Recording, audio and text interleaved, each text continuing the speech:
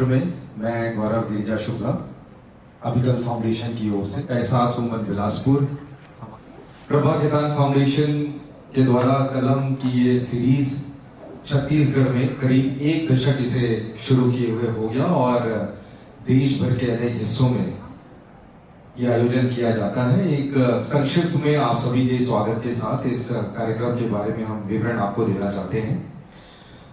Prabha Khetan foundation का यह मंच साहित्य का एक सशक्त माध्यम बन चुका है, जहां लेखक अपने रचना संसार से दर्शकों से सीधा जुड़ते हैं। यह आयोजन पाठक व लेखक के बीच एक भावनात्मक आदान प्रदान का काम करता है। ऐसे सार्थक कार्यक्रम में आप सभी का दिल से स्वागत है। इस अवसर पर प्रभा खेतान फाउंडेशन के कार्यों के बारे में एक संक्षिप्त जानकारी। प्रभा खेतान फाउंडेशन दशकों से साहित्य के क्षेत्र में अपनी अग्रणी भूमिका पूरी निष्ठा से निभाती आ रही है। यह फाउंडेशन न केवल कला, साहित्य और संस्कृति के क्षेत्र में सक्रिय रूप से कार्य कर रही है, बल्कि महिला सशक्तिकरण के क्षेत्र में भी समर्पण भाव के साथ प्रयासरत है। फाउंडेशन भारतीय साहित्य और संस्कृति को विश्व स्तर पर प्रतिष्ठित करने के लिए निरंतर कार्य कर रही है।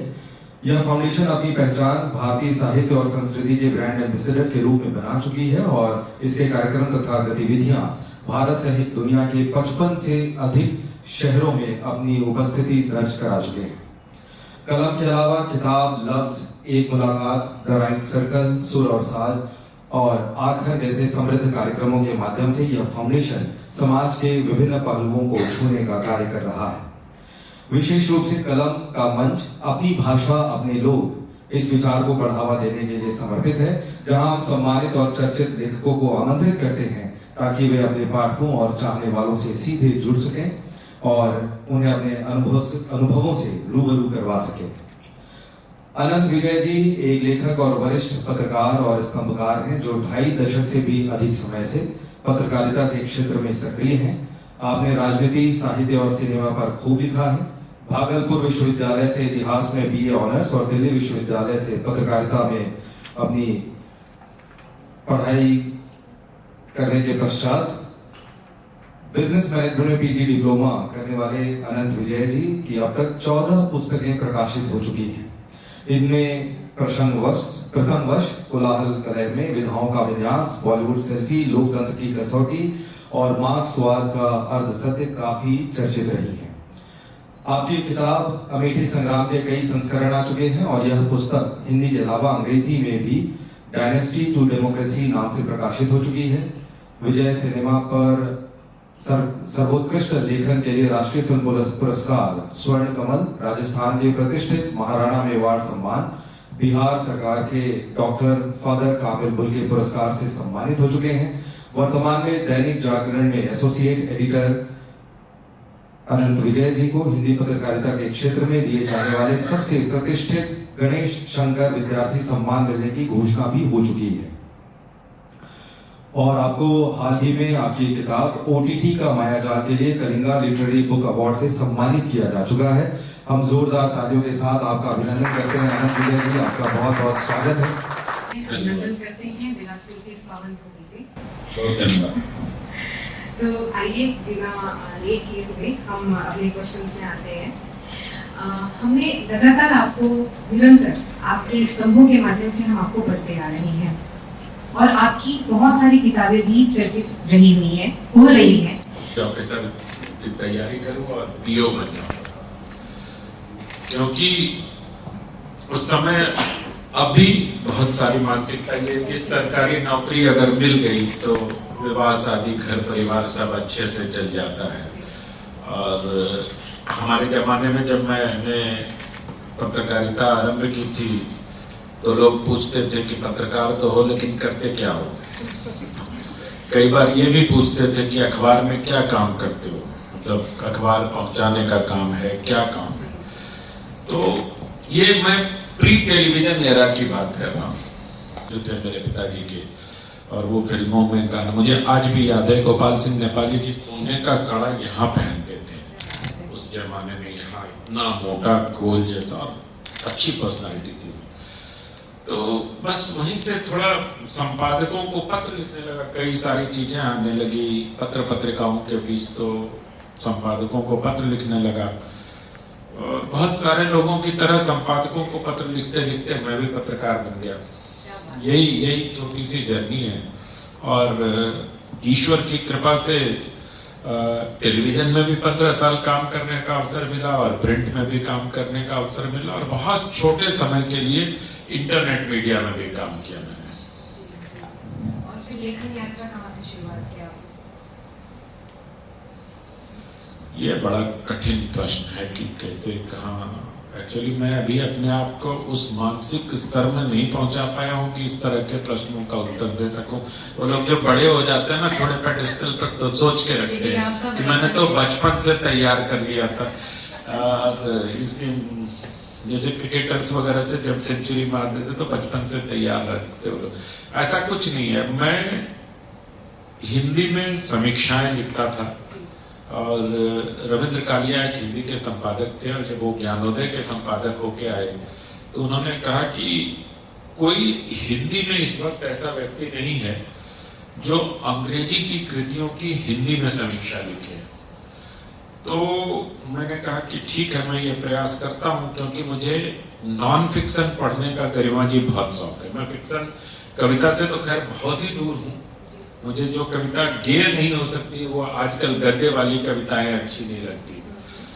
तो और गद्य वाली कविताएं भी इसी शहर के श्रीकांत वर्मा थे, ऐसा मुझे लगता है, क्योंकि वो हमारा कार्यालय श्रीकांत वर्मा मार्ग पर ही है, नई दुनिया का। तो अभी आते हुए गूगल ने बताया कि take right turn on Shrikant Verma Marg, तो मैं चौंका थोड़ा। मैंने कहा अच्छा, मैं श्रीकांत वर्मा जी, क्योंकि उनकी बहुत प्रसिद्ध कविता संग्रह उनका मगध है, तो श्रीकांत वर्मा का से जुड़ाव इसलिए भी है कि मैं मगध से आता हूँ, बिहार से आता हूँ।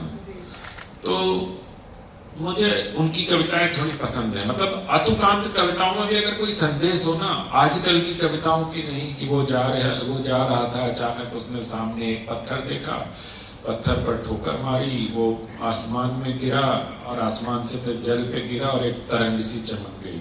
ये कविता समाप्त हो जाती है आजकल की। तो ऐसी कविताओं में मेरी कोई रुचि नहीं थी। मैं नॉन फिक्शन बहुत पढ़ता था, और मैं जो कुचर्चित किताबें अंग्रेजी की होती थी उसको भी बहुत पढ़ता था। जैसे 50 Shades of Grey एक जमाने में बहुत ही कुचर्चित हुई थी। तो उन्होंने कहा कि तुम ऐसा करो कि लिखो। तो फिर मैंने लिखना शुरू कर दिया, और फिर मेरी एक किताब आई विधाओं का विन्यास। हालांकि वो मेरी तीसरी किताब थी, और रायपुर कलम में उस पर चर्चा हुई थी। 10 साल हो गए उस बात को। तो लिखने की शुरुआत ऐसे छिटपुट लेख लिखता रहा। फिर कुछ लोगों ने कहा तुम्हारी किताब आनी चाहिए, लेकिन जो एक कहते हैं कि ना सोच समझ कर लिखने का आरंभ, वो विधाओं के विन्यास से शुरू होती है। उसके पहले 3 किताबें आ चुकी थी मेरी। एक किताब उसमें बड़ी दिलचस्प थी। मैं अब भी लेखक को इतनी क्या कहते हैं उसको झूठी प्रशंसा मिलती है कि उस झूठ के चक्रव्यूह से वो निकल नहीं सकता है। वो उस मृग तृष्णा की तलाश में अगली किताब लिखता है। तो मैं भी उसी मृग तृष्णा में फंसा हुआ हूँ। एक के बाद एक 14 किताबें हो गई हैं। सच्ची प्रशंसा की अभी भी प्रतीक्षा है। वो आपका व्यक्तित्व कह रहा है सर। आपने अनेक विधाओं में लिख रहे हैं आप, और सच में ये बहुत अद्भुत है कि इतनी सारी विधाओं में अपनी पकड़ बनाना, यह और हम आज आपको सुन रहे हैं, ये हमारा सौभाग्य है। और आप हमेशा से बहुत सारे आयोजनों में भी शामिल होते रहते हैं, बहुत सारे इवेंट्स कर रहे हैं। जैसे अभी बात हुई तो आप जयपुर से बिहार से आप रायपुर से आज बिलासपुर में आए हुए। तो इन सब के बीच में आप कैसे अपने लिए समय निकाल पाते हैं वेब सीरीज देखने के लिए या फिल्मों के प्रति? आपको कहाँ से, या आप कैसे अपना समय कैसे निकाल पाए? गौरव जी ने कल ये सवाल नहीं पूछा था मुझसे, आज आपने पूछ के उसकी पूर्ति कर दी। गरिमा जी, जिसमें आपकी रुचि होगी उसके लिए समय निकल जाता है, मेरा तो ये मानना है। अगर कितना भी व्यस्त होगी, अगर आपका मन पढ़ने में रखता है या किसी चीज को देखने में रखता है, तो कोई बात नहीं, इतनी यात्राएं करता हूँ, नेटफ्लिक्स पे डाउनलोड कर लेता हूँ, सारे सीरीज फ्लाइट्स में देख लेता हूँ, उससे शांत अवसर कहीं नहीं मिलता। एयरपोर्ट वाले आजकल 3 घंटे पहले बुला के बिठा लेते हैं, तो वहां आपको 1.5 घंटे का अनइंटरप्टेड टाइम देखना है, तो आप 4-5 घंटे रील देख के भी अपना समय बिता सकती है। मैं बर्बाद नहीं करता हूँ, क्योंकि वो समय बिताना ही है। वो बिल्कुल सही बोल रहे हैं। अब बात यदि किताबों की और रील्स की दुनिया और यूट्यूब की निकल रही है, तो मेरा एक और आपकी किताबों से ही लिया हुआ एक सवाल है आपसे, और मैं चिंतित भी हूँ कि आजकल यूट्यूब, इंटरनेट पे बहुत ही खतरनाक कंटेंट्स आ रहे हैं, और 2 बच्चियों की माँ होने के नाते भी मैं एक चिंता व्यक्त कर रही हूँ कि इन सब पे हम कैसे लगाम लगा सकते हैं।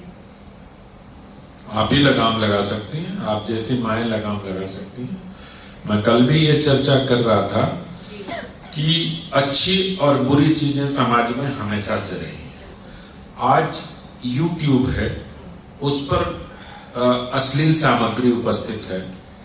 हमारे जमाने में जब YouTube का चलन नहीं था, जब मैं किशोरावस्था में था, तो फुटपाथ पर पीली पन्नी में बंद करके कुछ किताबें मिला करती थी। किशोर उसकी ओर भी आकर्षित होते थे, उसको छुपा के घर लाते थे, है ना। घर में, कई घरों में कुछ पत्रिकाएं बैन थी कि आप इसको नहीं ला सकते, आप इसको नहीं पढ़ सकते। और रानू को, इसको, मतलब जेम्स हेडली चेस के उपन्यासों को अगर हम लोग किताबों के अंदर छुपा के पढ़ते थे, तो लेकिन क्या है कि ये जो YouTube न देखना, मुझे लगता है पारिवारिक अपब्रिंगिंग का, माँ बाप कैसे अपने बच्चे को, मैं तो इस पर एक अभियान चला रहा हूँ, हर जगह बोलता हूँ, इसलिए आपसे भी अनुमति लेकर मैं आज कहना चाहता हूँ कि जो न्यू मदर्स हैं, न्यू एज मदर्स रैदर अगर उनको मैं कहूँ, तो वो बच्चों को इतना प्यार करती हैं, इतना प्यार करती हैं कि 6-7 महीने में ही उसको मोबाइल खरीद के दे देती हैं।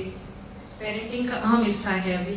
बहुत प्यार करती हैं वो, एप्पल का मोबाइल दे दूं अपने इन्फेंट को, और वो डिस्कस करती है। मैं देखता हूँ, वो तूने अपने 1 साल के बच्चे के लिए ये iPhone 16 खरीदा, मैं तो S2 लेके आई हूँ सैमसंग का।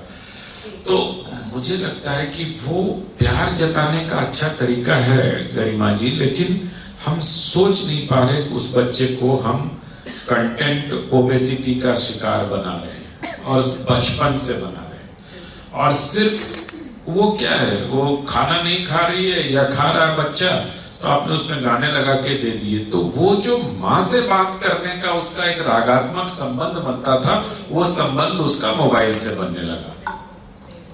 जो माँ के होठों को देखकर बोलना सीखता था वो, या सीखती थी, वो नहीं सीख पा रही, क्योंकि उस पर उस तरह से भाव नहीं मिल रहा। तो इससे क्या क्या चीजें हो रही हैं, ऑटिज्म का शिकार हो रहा है बच्चा, स्पीच डिलेड हो रहे हैं बच्चों के, चलने में देर हो रहे हैं बच्चों के, और एस्पर्गर्स हो रहे हैं बच्चे। ऑटिज्म के जो स्पेक्ट्रम है उसके अलग अलग उस पे आ रहे बच्चे, और हम क्या कर रहे हैं, हम चूंकि जानते नहीं है इसलिए कह देते हैं कि मानसिक रूप से बच्चा खराब है। वो बच्चा मानसिक रूप से खराब नहीं है, वो माँ बाप ने उसको मानसिक रूप से खराब किया है। तो मेरा मानना है कि अपब्रिंगिंग इस समय ज्यादा बड़ी समस्या है YouTube से, और जो वहां पर मौजूद कंटेंट है।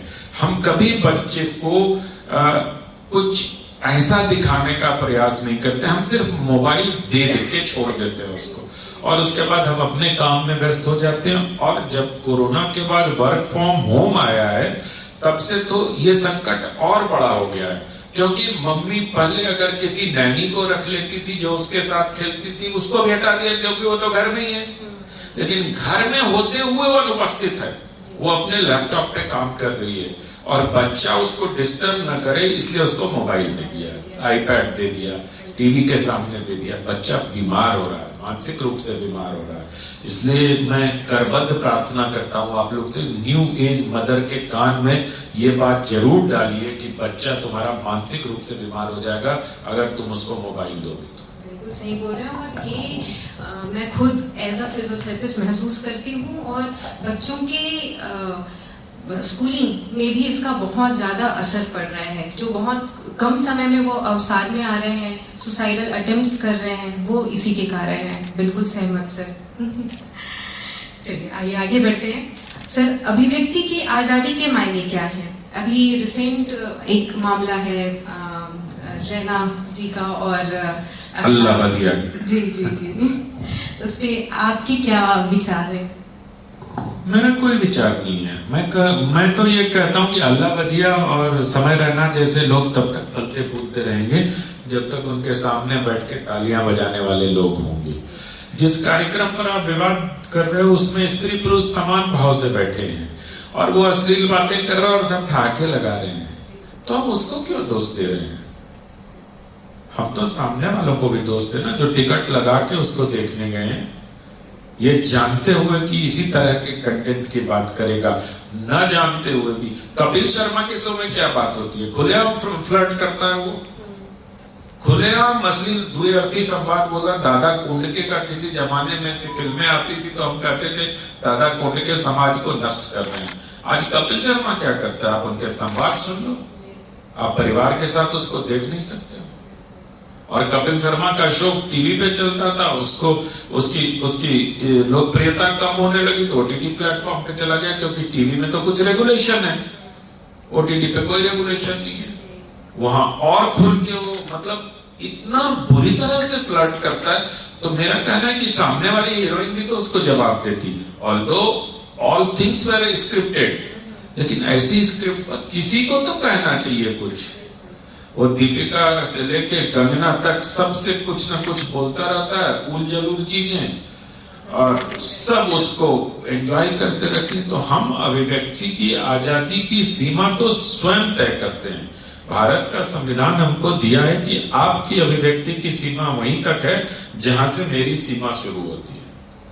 आप अगर मेरी सीमा में इंक्रोच करोगे तो आप गलत कर रहे हो। लेकिन हम तो इंक्रोच करवा रहे हैं ना, कि आप आइए, हमें अश्लीलता परोसिए, हमें ये अच्छा लग रहा है, हम परिवार के साथ अपने बच्चों को द्व्यर्थी संवाद में कंडीशन कराना चाहते हैं। और कपिल शर्मा जैसे शो में ऐसे ऐसे पेशेंट को लाके वो अपनी मार्केटिंग करते हैं कि वो कहता है अब मैं तो कैंसर का पेशेंट था, आपने मुझे खुशी दे दी होगी खुशी, लेकिन जिन और लोगों को आपने इस तरह के द्व्यर्थी संवाद बोलकर उनके अंदर मानसिक विकृति का बीज बो दिया, उसका क्या? तो हमारा संविधान इस मसले में खामोश है। हर चीज संविधान नहीं करेगा, हमारे समाज जीवन से ही उठ के आना पड़ेगा। हम लोग जिस दिन उसका विरोध करना शुरू कर देंगे, जिस दिन कोई लेख लिखना उसके खिलाफ शुरू हो जाएगा, जिस दिन हम इंटरनेट मीडिया, जिसको लोग सोशल मीडिया भी कहते हैं, उस पे उसके खिलाफ बहस शुरू होने लगेगी। आज आप देखो ना, आपके समाज में पहले भारत विरोधी चीजें होती थी, अब एक छोड़िए, उसकी बात छोड़, पद्मावत का उदाहरण ले लीजिए, वापस लेना पड़ा ना उनको, समाज ने विरोध किया। जिस दिन हमारा समाज इस प्रवृत्ति के खिलाफ खड़ा हो जाएगा, उस दिन अल्लाह बदिया क्या, ऐसे बहुत सारे लोग चले जाएंगे। क्योंकि यूट्यूब तो एक कमर्शियल वेंचर है, वो तो जितना उसको हिट्स मिलेंगे, जितने सेकंड उस पे लोग देखेंगे, उसके हिसाब से उसको पैसे मिलते हैं, और वो टिकट लगा के आप देख रहे हो अश्लीलता को। तो मेरे लिए अभिव्यक्ति की आजादी का मतलब यही है कि मैं अपने उत्तम विचारों को, अभी हम लोग महामाया मंदिर गए थे, वहां उसी के 7-8 मिनट देर भी हो गई मुझे आने में, क्षमा करिएगा। तो जो पूजा करा रहे थे, लास्ट में उन्होंने एक बहुत अच्छी बात कही, मानव का कल्याण हो, है ना। मेरे लिए अभिव्यक्ति का आजादी मानव कल्याण है। और यह मुद्दा आपने अपनी किताब में भी उठाया है कि सेंसरशिप फिल्मों के लिए बना हुआ है, लेकिन ओटीटी के लिए नहीं बना है। तो इसमें सरकार का क्या रवैया है और कब तक वो लेके आ रही है, या हम क्या कर सकते हैं? और सरकार किसी भी मुद्दे पे तब तक काम नहीं करती जब तक उसको लगता है कि जनता का दबाव उस पर नहीं है। जिस समय उनको जनता का दबाव महसूस होता है, प्रत्यक्ष, अप्रत्यक्ष, परोक्ष, वो तुरंत काम कर देती है।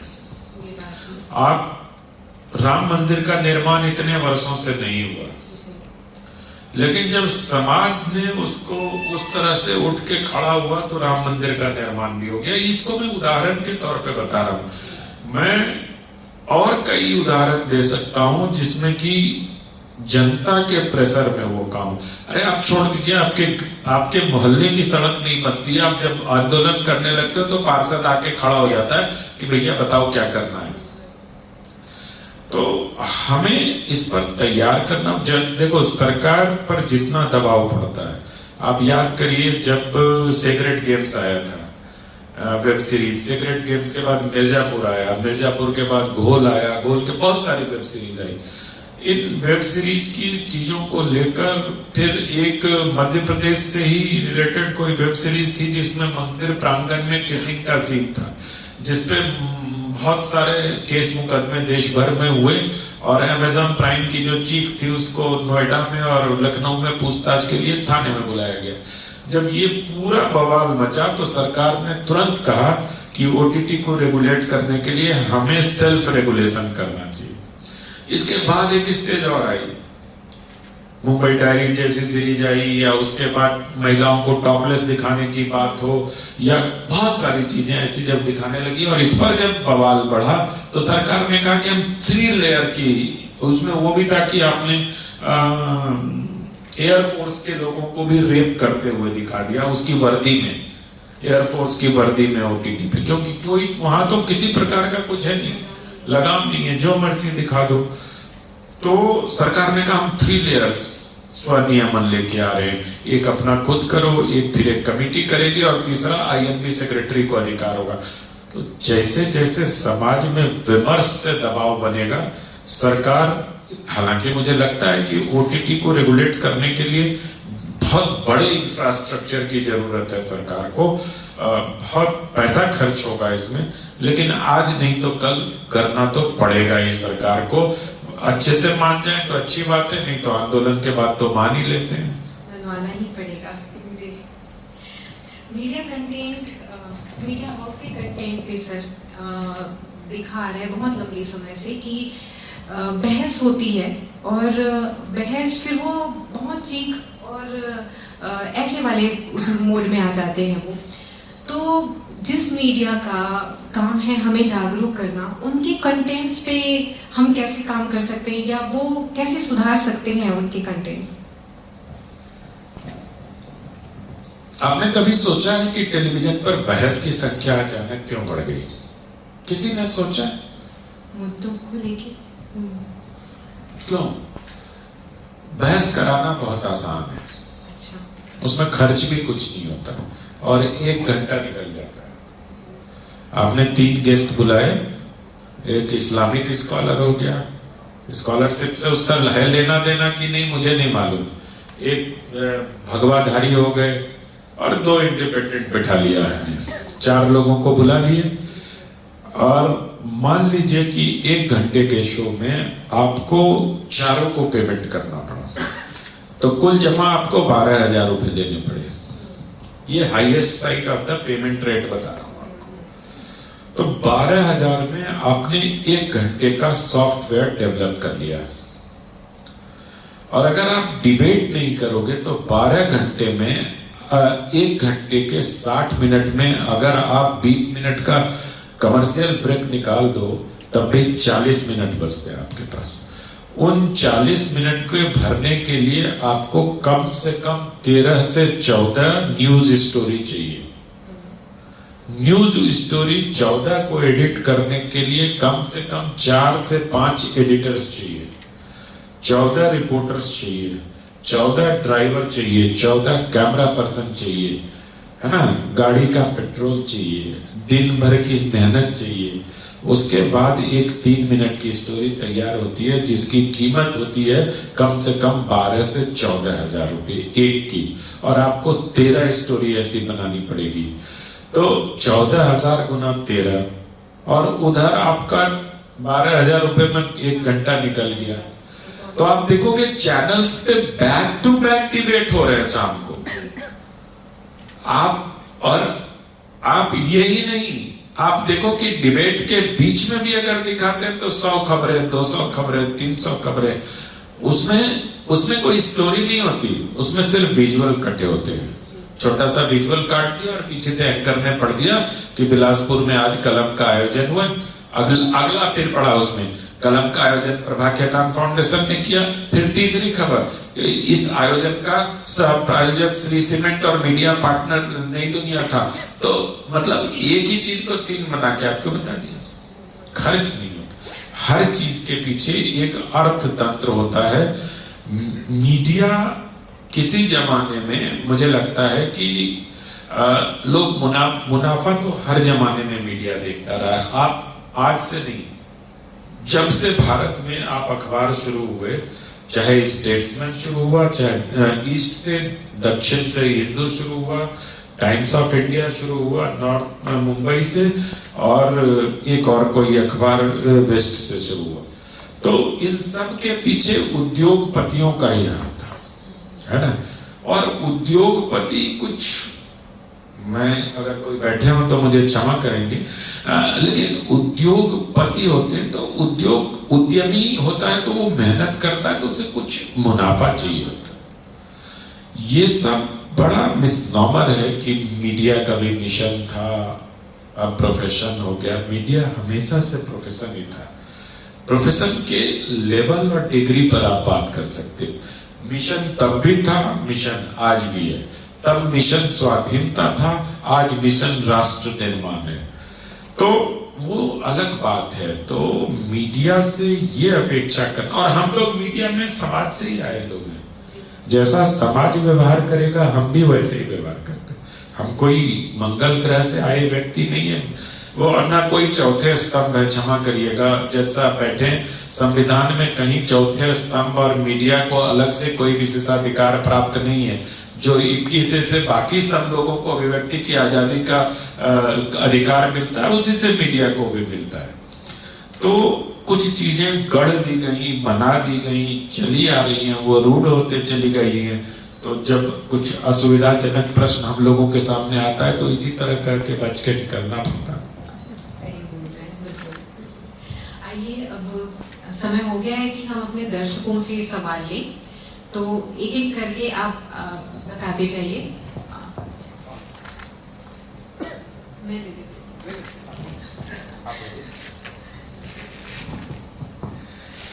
बहुत सारे सवाल का लोग तो मेरे भी भीतर है, लेकिन मैं वो विशेषाधिकार नहीं लेना चाहूंगा क्योंकि कल से आपसे चर्चा कर रहे हैं। आप तो कल 1 घंटे सवाल पूछ चुके इसलिए अब ये हम मंच आप सबकी तरफ साझा करते हैं और एक एक करके आप प्रिसाइसली अपने सवाल पूछते जाएं।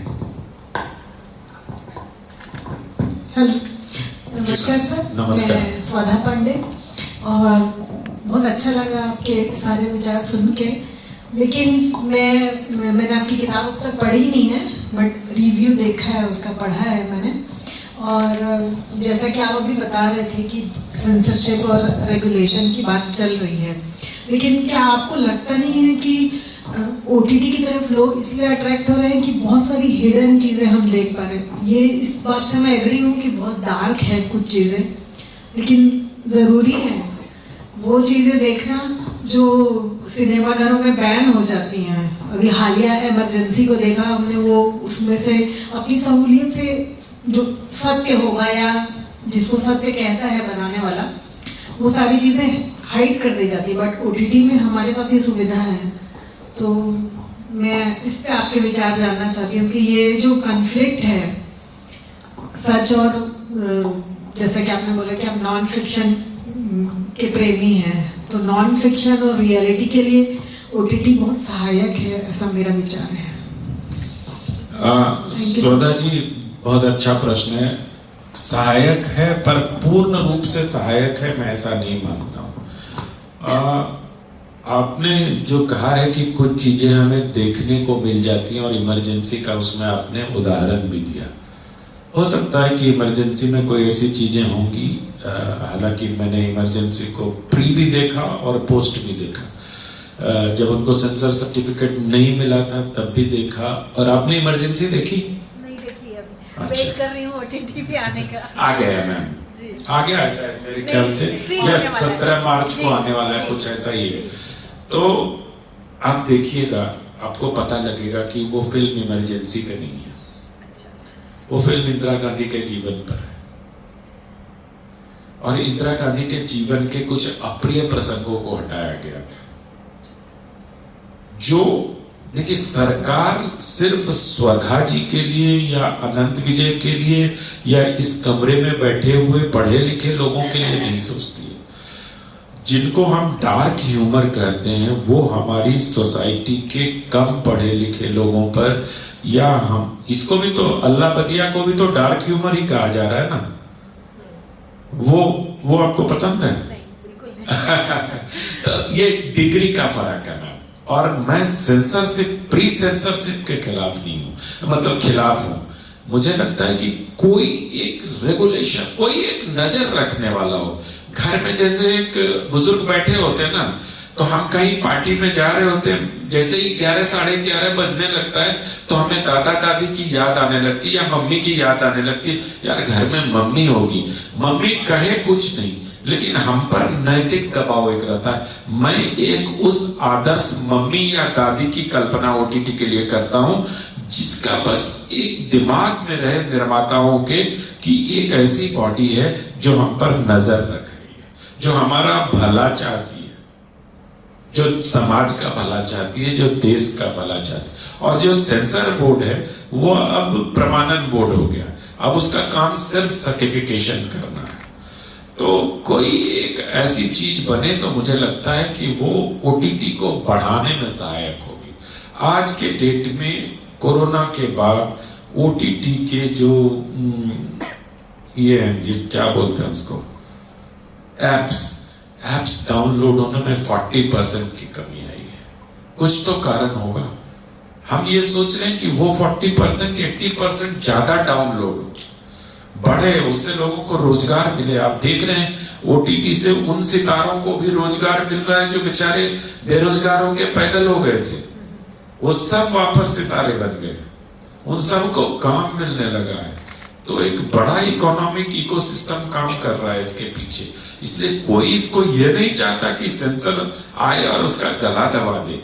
उसके फ्लरिश करने के लिए यह आवश्यक है कि कोई एक रेगुलेटरी बॉडी हो ओटीटी को लेकर।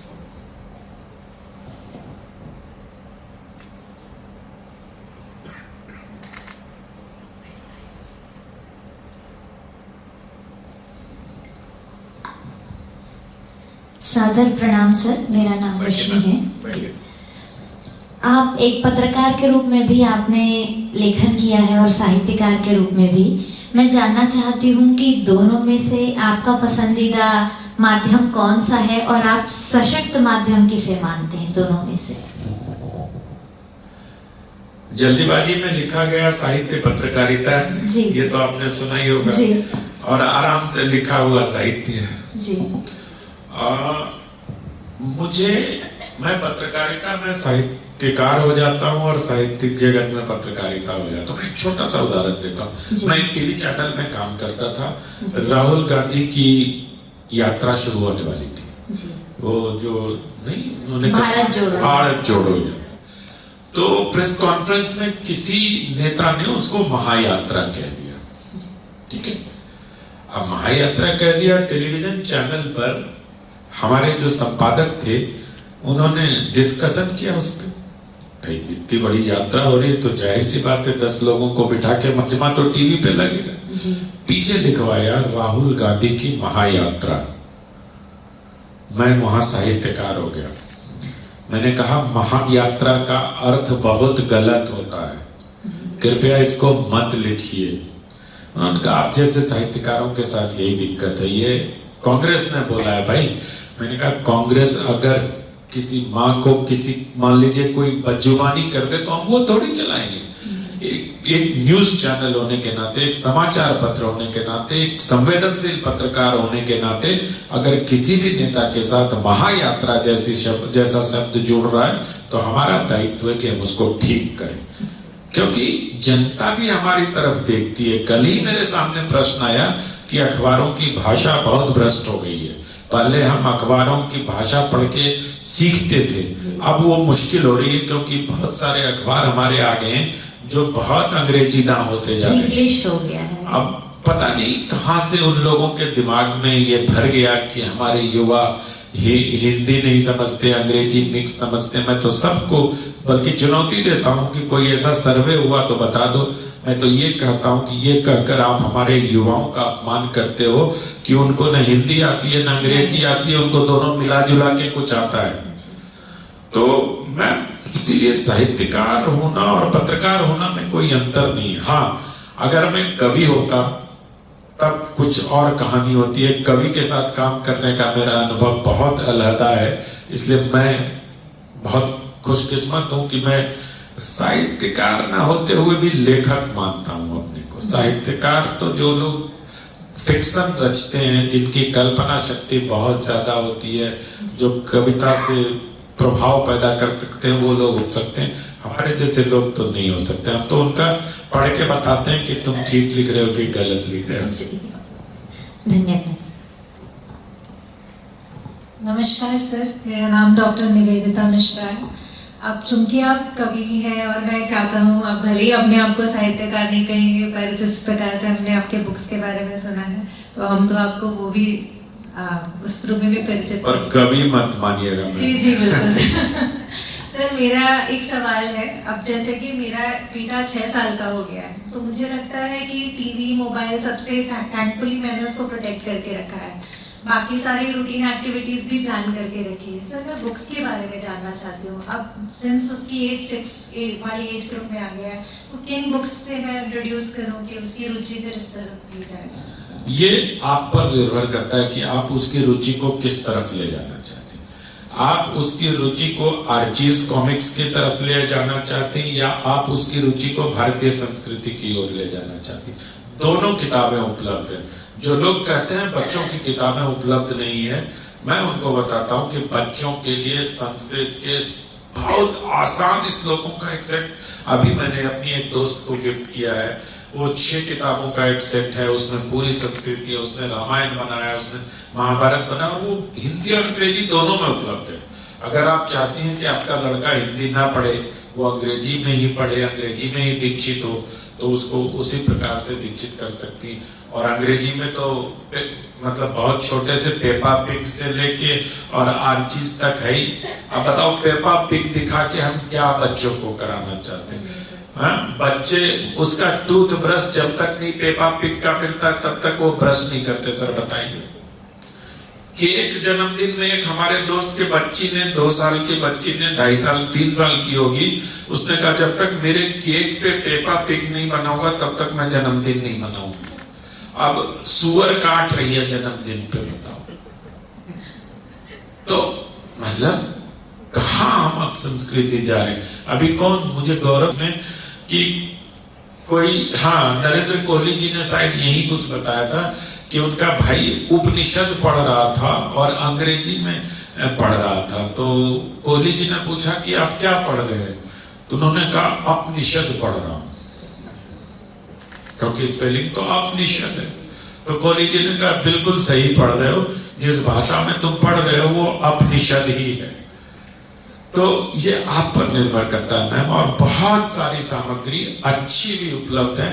थोड़ा सा इंटरनेट पे 5-10 मिनट समय बिताइएगा और इंटरनेट तो आपके दिमाग में जो आ रहा है वो डालिए, आपको बता देगा। Thank you sir.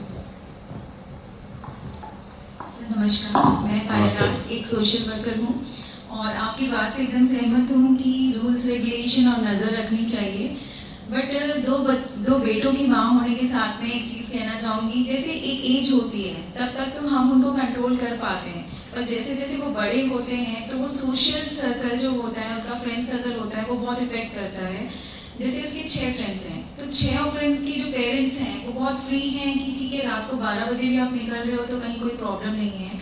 तो वैसे में जब मैं उसे रोकती हूँ तो उसे लगता है कि मम्मा आप बहुत बैकवर्ड हो, और बाकी लोगों को तो बाकी के पेरेंट्स को अपने बच्चे पे ट्रस्ट है पर आपको नहीं है। तो बात ट्रस्ट की नहीं होती है। मैं कई बार उसको समझाती हूँ, पर कुछ आपसे जानना चाहती हूँ कि किस तरीके से इस चीज़ों को हैंडल किया जाए। मैम आप तो मुझे काउंसलर समझ बैठी हैं। मैं नहीं बता पाऊंगा, लेकिन मैं अगर आपकी सिचुएशन में होता तो अपने दोनों लड़कों को कॉन्फिडेंस में लेता और कहता बेटा मैं तुम्हारे अच्छे के लिए कह रही हूँ, तुम जाओ, तुम 12 बजे आओ, मुझे कोई दिक्कत नहीं है, मैं तुम्हारे साथ हूँ। कहोगे तो मैं तुम्हें लेने भी आ जाऊंगी। लेकिन खुद का भी सोचना कि 12 बजे तक तुम्हें कल सुबह 7 बजे स्कूल भी जाना है, 12 बजे तक अगर रहोगे तो तुम्हारे हेल्थ पे क्या असर पड़ेगा। तो ये मैम अगर बच्चे से उसकी कंडीशनिंग ऐसी होगी तो वो आपको बैकवर्ड नहीं कहेगा।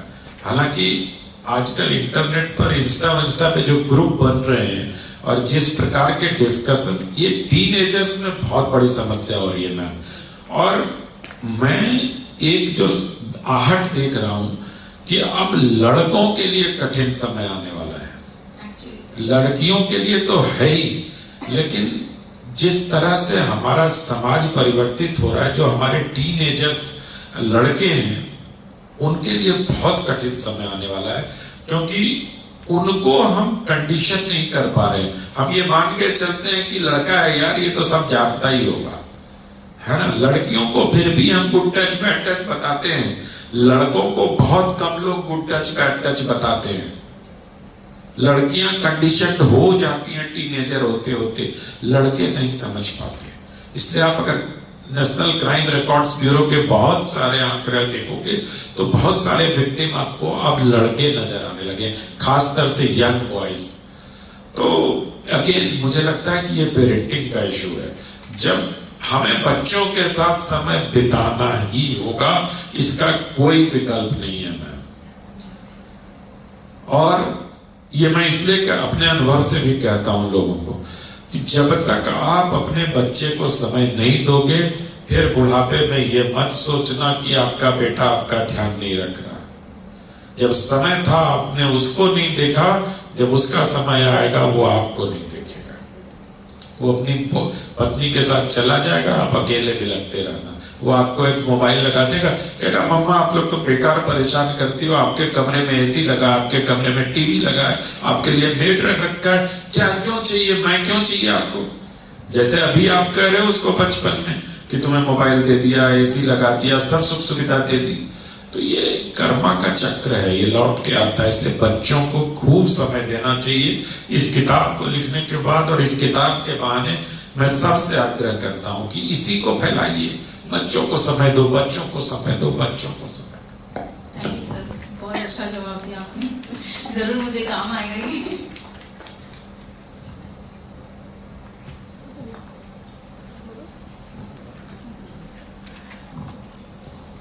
बैठिए मैम, प्लीज प्लीज बैठिए। आपसे बातचीत करके तो सुनकर आपकी बातें सच में बहुत अच्छा लगा। एक शिक्षिका होने के नाते ये बहुत बड़ा हम लोग के लिए भी चैलेंज होता है कि बच्चे मोबाइल का जो इतना ज़्यादा यूज़ कर रहे हैं और किसी की बात नहीं सुनते, पेरेंट्स भी शिकायत करते हैं।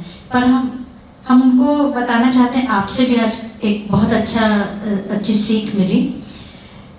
जब मेरा बेटा छोटा था तो जब हम माँ बाप ज्ञान देने लगते हैं बच्चों को तो बच्चे नहीं सीखते। तो हम उसके लिए, जैसे वो फल नहीं खाता था तो हम फल काट के रख देते थे, खुद उठा के खाते थे तो वो भी खाने लगता था। किताबें नहीं पढ़ना है तो हम किताबों को कंपाइल करके टेबल पे रखते थे और ऐसे ही आते जाते उठा के थोड़ा पढ़ते थे। तो हमने देखा वो भी उठा के पढ़ना शुरू किया। तो ये मेरे अपने जीवन की सीख है। पर आज हमें ऐसा लगता है कि ये सीख काम नहीं कर रही, पेरेंट्स समय नहीं दे रहे या उनको समझ नहीं रहे, एक बहुत बड़ी समस्या है। तो आपसे बात करके जो आप अभियान शुरू कर रहे हैं, सर मेरा कोई प्रश्न नहीं है, सिर्फ मन की बात बाहर आ गई कि जो आप अभियान शुरू कर रहे हैं वो ईश्वर करे वो सफल हो और हम सब भी जुड़ने को तैयार हैं आपके उस अभियान से जो बच्चों के। मैं कोई संगठित अभियान नहीं शुरू कर रहा हूं, मैं जाना चाहता हूँ वहाँ आग्रह कर लेता हूँ कि आप सब लोग करिए। एक फिल्म थी ना वो सलमान खान की, जय है या क्या, कि तुम एक काम करो आगे दो नेक काम करेगा, फिर आगे दो नेक काम करे। तो ऐसा सिर्फ हमें सबको बताना है कि बच्चों को समय दीजिए, बच्चों को समय दीजिए, इसका कोई विकल्प नहीं है। क्योंकि हमने अपने समाज में न्यूक्लियर फैमिली चुना, हमने अपने समाज में बड़े बुजुर्गों को घर से बाहर निकाला। आज हमें उसकी कीमत चुकानी पड़ेगी। आज अमेरिका में रहने वाला हर भारतीय अपनी बूढ़े माँ बाप को जब उसकी पत्नी प्रेग्नेंट होती है तो 1 साल के लिए क्यों ले जाता है? मैं सब लोगों से पूछना चाहता हूँ। वो सिर्फ इसलिए ले जाना चाहते हैं कि वहाँ ह्यूमन रिसोर्स बहुत महंगा है। 75% बताइए, तो तब आपको माँ बाप याद आते हैं। तो मुझे यही लगता है कि घूम फिर के कहीं ना कहीं से हमें बच्चों पर अपना समय बिताना चाहिए। बच्चे अगर ठीक होंगे तो मैं तो कहता हूँ ये अपना स्वार्थ ही समझ लो कि अपना भविष्य तुम्हें ठीक करना है तो बच्चों को ठीक कर लो। धन्यवाद सर। सर मेरा नाम बिंदु सिंह कछुआ है और मैं एक सामाजिक कार्यकर्ता हूँ। सर मैंने आज तक जितने भी डिबेट में जज के रूप में गई, मैंने इतनी अच्छी संवाद किसी से नहीं सुना। तो मैं चाहती हूँ आपसे रिक्वेस्ट कि एक संवाद में भी आप अपनी लेखनी चलाइए ताकि लोगों को समझ में आए कि क्या बोलना है आता है सबको, पर क्या नहीं बोलना है ये मुझे लगता है ये मुश्किल है। Thank you sir. Thank you ma'am.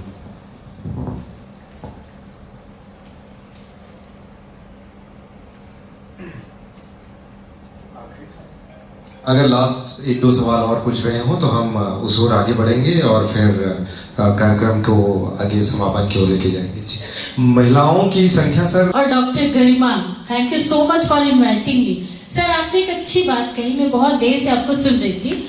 मैं आपसे भी एक रिक्वेस्ट करना चाहूँगी, आपने बहुत अच्छा बोला, लोग काफ़ी ध्यान से आपको सुन रहे हैं। मैं आपसे एक सलाह और एक मशवरा भी देना चाहती हूँ सर कि आज की जो मानसिकता है, परवरिश जिसे हम कहते हैं, आप बच्चों के ऊपर बहुत अच्छी बातें बोल रहे हैं, परवरिश बहुत ज़रूरी है सर। आप अपने बच्चों को जो परवरिश देते हैं वही बच्चे बड़े होकर अपने सीनियर्स, अपने बुजुर्गों की इज्जत मान, हम कहते हैं ना सर, जैसा आप बोगे वैसा ही काटोगे। तो मुझे ऐसा लगता है कि इतिहास, अगर हम जैसे लोग आज इस पृथ्वी पे हैं, फैमिली अपनी 3 पीढ़ियों को फॉलो कर रहे हैं सर, तो मुझे बहुत गर्व है कि मैं एक ज्वाइंट फैमिली की बहू, बेटी, अभी मैं मदर और कुछ दिनों में मैं ग्रैनी बनने वाली हूँ सर। तो ये मेरे लिए बहुत बड़ी खुशी की बात है सर कि ऐसे छोटे और एक ये एक्सक्लूसिव डिबेट में हम बहुत कुछ गेन करते हैं। मुझे बहुत अच्छा लग रहा आपको सुनकर, इतनी यूनिक और इतनी अच्छी बातें कह रहे हैं जो हमारे मन के अंदर है, हम कह नहीं पाते, लेकिन आपको सुनने से ये लग रहा है कि आज के समय में अगर आप अपने बच्चों को अच्छी परवरिश देंगे, अच्छा ज्ञान देंगे और इतिहास उनके साथ दोहराएंगे सर, तो शायद आप जैसे 2-4 और महान इस कुर्सी पे बैठे रहेंगे सर। तो थैंक यू सो मच, आपको सुनकर बहुत अच्छा लगा और मैं चाहती हूँ कि आप जैसे कुछ और लोग आगे आए और हम जैसे लोगों को शिक्षित करें। तो thank you so much sir, thanks a lot. Garima ji को धन्यवाद दीजिए, इन्होंने बुलाया। अलग होते हैं, हम अलग जगह आते हैं, तो किताब या उसके विषय किस तरीके से अपनी यात्रा करते हैं, इसका बखूबी ये बहुत सुंदर। गौरव जी 1 मिनट की अगर अनुमति हो जी, मैं इधर बैठे हुए लोगों से भी कहना चाहता हूँ कि बच्चों को पालने का दायित्व सिर्फ महिलाओं का नहीं है, बच्चों को समय देने का दायित्व सिर्फ महिलाओं का नहीं है, बच्चों की अपब्रिंगिंग का और उनको खाना खिलाने का दायित्व सिर्फ महिलाओं का नहीं है, हमें भी आगे आना पड़ेगा, उसके लिए हमें भी समय देना पड़ेगा। और चाहे वो आप सुबह दें, शाम दें, 10 मिनट दें, 25 मिनट दें, 50 मिनट दें, लेकिन हम तो आते हैं और बच्चों को रिश्वत देके उसका प्यार खरीदने का प्रयास करते हैं। आज बेटा तुम्हारे लिए मैं 5 स्टार ले आता हूँ, आज बेटा मैं तुम्हारे लिए क्या चॉकलेट हेजलनट ले आता हूँ, आज तुम्हारे लिए मैं ये वीडियो गेम ले आया हूँ। बच्चों को रिश्वत देके खुश नहीं किया जा सकता, उनकी अपब्रिंगिंग नहीं हो सकती, बल्कि आप उसका नुकसान पहुंचा रहे हैं।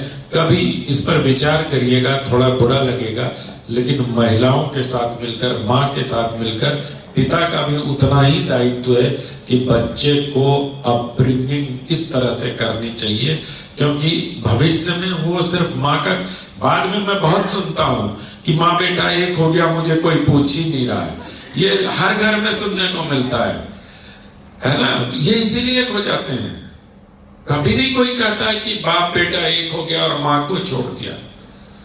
तो कभी इस पर विचार करिएगा। सर एक बात बोलना चाहती हूँ, बोलिए। आपने जो बोला, मैं ना जब भी बाहर निकलती हूँ, मुझे इस प्रोग्राम में 2 बच्चे हैं मेरे, एक बच्ची 4 साल की है, एक बच्ची 4 साल की है और बेटा मेरा 7 साल का है। तो मैंने इसके पापा को, मुझे पता है कि उनके पास टाइम नहीं रहता, तो मैंने उनको दबावपूर्वक यही बोला कि अभी 1 घंटा मैं छोड़ के आती हूँ, आपकी जिम्मेदारी उनको खाना खिलाना, चाहे वो कोई भी काम करते हैं तो उनके पापा इसको बेहतर संभालते हैं, ताकि दोनों की माँ और पिताजी दोनों की पेरेंटिंग बहुत बेहतर हो। आगे ये चीज़ें हम दोनों में अच्छा होता है। क्योंकि मुझे साहित्य में रुचि है, इसलिए मैं यहाँ पे आई और मुझे इसको भी नहीं छोड़ना था और बच्चों को भी वहाँ पे उनके पिताजी को छोड़ के आई। साहित्य में रुचि है तो हम भी देख लेते हैं, क्योंकि आपने पहले ही कहा कि उनके पास समय नहीं रहता है। समय नहीं रहता, पर वो समय सबके पास रहता है मैम, प्रायोरिटी सेट करने की जरूरत। आपके लिए उनके पास समय रहता है? बिल्कुल रहते हैं। बच्चों के लिए बिजी हो गए? बच्चों के लिए भी बिजी नहीं रहते हैं, लेकिन अभी क्या है, जो काम मैं करती हूँ, जैसे बच्चे को पॉटी ही धुलाना है, वो अच्छी बात है, साहचर्य होना चाहिए कि भाई कुछ बाहर के आप कर लो, अंदर के आप कर लो। बहुत बहुत शुक्रिया। यही खूबी है कलम के इस मंच की, जब हम लेखक पाठक संवाद की ओर आगे बढ़ते हैं। यह मंच ना कभी किसी लेखक को उनके प्रमोशन के लिए या उनकी किसी किताब के प्रमोशन के लिए, ये एक ऐसा मंच है जिसके बहाने हम, भले किताब का एक बहाना होता है, लेकिन उसके इर्द गिर्द इतने बहुत सारे प्रश्न या मुद्दे उसमें टच हो जाते हैं कि वो जो संवाद है वो सार्थक संवाद तैयार होता है। मैं बिल्कुल एक ड्रास्टिक बदलाव के तरीके से 2 अलग अलग ऑडियंस के सेट में देख सकता हूँ। कल भी सौभाग्य मिला था कलम रायपुर के सत्र में होने का, वहाँ पर अलग तरीके के विषयों और प्रश्नों के आसपास थे, और आज बखूबी महिलाओं की अपनी जो चिंताएं रहती है वो भी, और आपने जो एक सबसे आग्रह किया कि किस तरीके से टाइम देना है। लेकिन बहुत खुशी है सर कि ये चर्चा और ये बातचीत, गरिमा जी आपने और अनंत विजय जी आप दोनों ने बहुत ही सार्थक बातचीत की है। और हर बार जो कलम सत्र के साथ में एक बात लगती है कि इतनी जल्दी वक्त हो गया है क्या, मतलब इसे और थोड़ा सा चलना था, ये हर बार रहता है।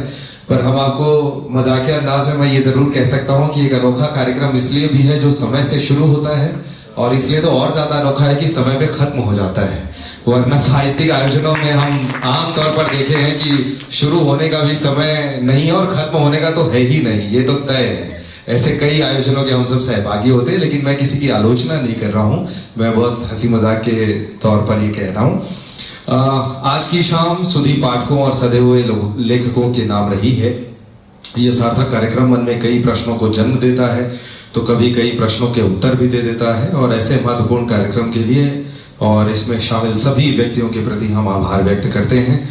अनंत विजय जी, आपने इस पूरे कार्यक्रम में हमारा आमंत्रण स्वीकार किया, आपने कलम रायपुर को अनुग्रहित किया था बहुत साल पहले, लगभग 1 दशक उस बात को होने जा रहा है, और विधाओं के विन्यास पर हमने बात की थी, लेकिन पहली बार आपका बिलासपुर की धरती पर आना हुआ, और हमें बहुत खुशी है कि जितनी खूबसूरती से कलम रायपुर को, जिसकी शुरुआत लगभग 1 दशक पहले हुई थी, बहुत प्यार मिला।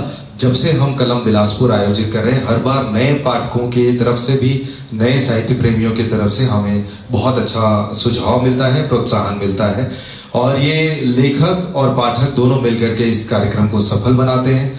जो बातचीत हुई उसमें मैं गरिमा तिवारी जी, एहसास वुमन और अभिकल फाउंडेशन की सदस्य, आपका बहुत बहुत आभार व्यक्त करता हूं कि आप लोगों ने बहुत ही शानदार वो सवाल आपने पूछे जो हम सबके जहन में थे, और ये बातचीत बहुत ही सार्थक रही है।